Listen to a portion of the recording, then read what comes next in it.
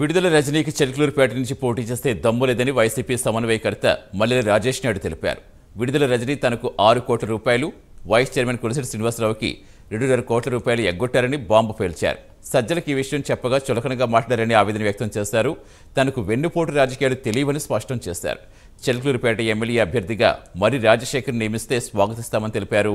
మరో అభ్యర్థికి సీటు కేటాయిస్తే ఇండిపెండెంట్గా పోటీ చేయడం ఖాయమని రాజేష్ హెచ్చరించారు.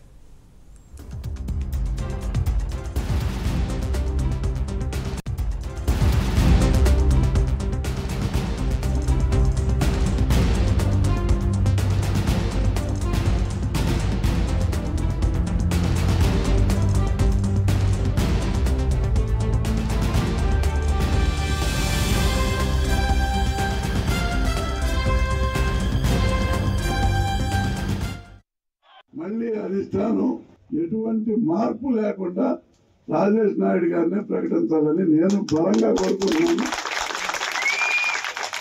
ఒకవేళ ఏదన్నా ఇబ్బందులు జరిగి మార్పులు జరిగినా మనం అందరం పార్టీకి ఖచ్చితంగా పనిచేయాలి.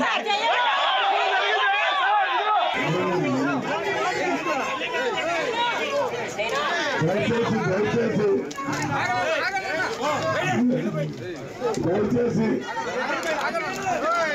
బాబు మళ్ళీ అధిష్టానం ఎటువంటి మార్పు లేకుండా రాజేష్ నాయుడు గారిని ప్రకటించాలని నేను బలంగా కోరుకుంటున్నాను. ఒకవేళ ఏదన్నా ఇబ్బందులు జరిగి మార్పులు జరిగినా మనం అందరం పార్టీకి ఖచ్చితంగా పనిచేయాలి.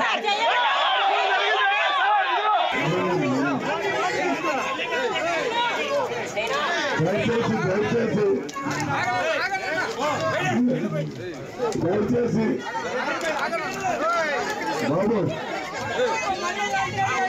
మళ్ళీ అధిష్టానం ఎటువంటి మార్పు లేకుండా రాజేష్ నాయుడు గారిని ప్రకటించాలని నేను బలంగా కోరుకుంటున్నాను. ఒకవేళ నాకు కాని పక్షంలో మర్రి రాజశేఖర్ గారికి ఇచ్చి 20 కోట్లు నేను సంపాదించాను.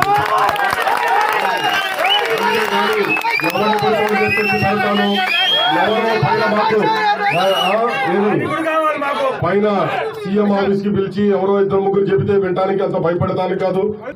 6.5 కోట్ల పైన తీసుకొని 3 కోట్లు ఇచ్చి 2.5 కోట్లకు కొట్టి ఈ రోజు పోయి గుంటూరులో కూర్చుంది కాదని ఆయన ద్వారా అడగండి. నాకు 6.5 కోట్లు ఇవ్వాలి. నేను ఇందాక సజ్జల దగ్గర అడిగితే ఆమె ఇచ్చింది వదిలేయని.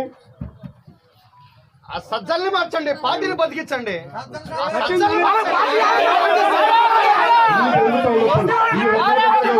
ఎంత మంది దగ్గర ఎన్ని రకాలు చేశారు.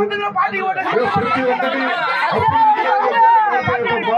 ఇలాంటి ఎమ్మెల్యేలు మాకొద్దు. ఈ రోజు గుంటూరు నుంచి ఎవరు వస్తారా లేకపోతే విజయవాడ నుంచి ఎవరు వస్తారో మాకు అవసరం.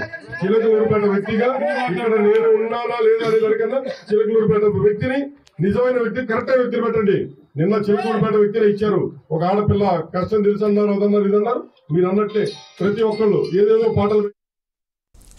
చిలకలూరుపేటలో విడుదల రజనీకి నిరసన సెగలు తగులుతున్నాయి. సొంత పార్టీ నుంచే పూర్తి సమాచారం ఇచ్చేందుకు మా కరెస్పాండెంట్ రవికృష్ణ లైవ్లో జాయిన్ అవుతున్నారు. రవికృష్ణ, సో ఎలా చూడాలి, వారి వ్యాఖ్యలు ఎలా చూడాలి? డబ్బులు తీసుకుని ఎగ్గొట్టారు, అది కాకుండా వారిని నిలబెడితే కనుక మేము ఖచ్చితంగా వ్యతిరేకిస్తాం, రాజశేఖర రెడ్డిని నియమిస్తే గెలుపు కృషి చేస్తామని చెప్తున్నారు. ఏమంటే ఈ వ్యాఖ్యలను పరిగణలోకి తీసుకుంటుంది అనుకోవచ్చా నాయకత్వం? అంటే సతీష్, ఏదైతే ఇప్పుడు చిలకలూరుపేటకు సంబంధించి వైసీపీ ఎమ్మెల్యే అభ్యర్థి విషయంలో మాత్రం కాకరేపుతుందని చెప్పుకోవచ్చు.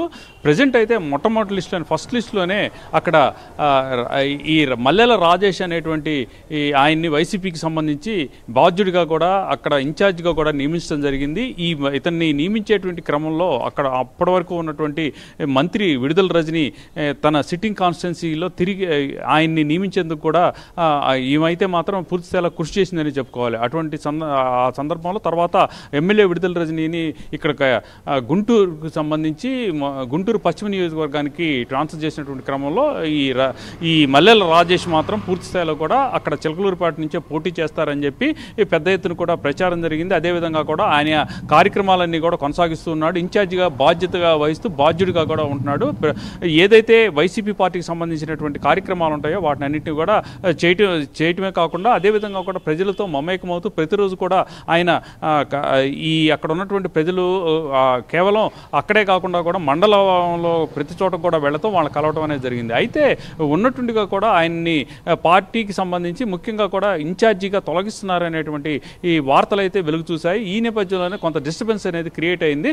తర్వాత ఆయన మొన్న సీఎంఓకి వెళ్ళారని వెళ్ళిన తర్వాత ఆయనకి అక్కడ ఏదైతే ఇన్ఛార్జ్ పదవి ఉందో ఇన్ఛార్జిని తొలగిస్తాము, కొత్త ఇన్ఛార్జి నియమిస్తాము, మీరైతే గెలవరు అనే విధంగా కూడా చెప్పినటువంటి ఆయన మనస్తాపానికి గురైనటువంటి పరిస్థితి అయితే కనపడింది. ఈ నేపథ్యంలోనే దీనికి పూర్తిగా కూడా విడదల రజని ఎవరైతే మంత్రిగా ఉన్న విడదల రజని ఉన్నారో ఆమె ఇందుకు కారణం అన్నట్లుగా కూడా ఆయన భావించారు. అదే కాకుండా ఈరోజు ఏదైతే 13వ వైసీపీకి సంబంధించి ఆవిర్భావ సభ జరిగింది, ఆ ఆవిర్భావ జరిగిన సందర్భంలో అక్కడ వచ్చినటువంటి కార్యకర్తలతో ఆయన మాట్లాడుతున్న సందర్భంలో ఆయన వెంటనే కూడా బ్లాస్ట్ అయిన పరిస్థితి కనపడింది. తాను రాజకీయాల్లో ఉన్నప్పుడు ఎవరికి పనులు చేపిస్తానని చెప్పి ఎవరి దగ్గర డబ్బులు తీసుకోనని చెప్పి ఆయన చెప్పాడు. తాను స్ట్రైట్ రూట్లో ఉంటాను, స్ట్రైట్గానే రాజకీయాలు చేస్తాను, కానీ ఒకళ్ళ దగ్గర మాత్రం ఆశ చూపించి డబ్బులు తీసుకునే పరిస్థితి తనది కాదు అని చెప్తూనే అక్కడ గతంలో ఎమ్మెల్యే రజని ఎవరైతే ఇప్పుడు మంత్రిగా చేస్తున్నటువంటి విడదల రజని ఎవరైతే ఉన్నారో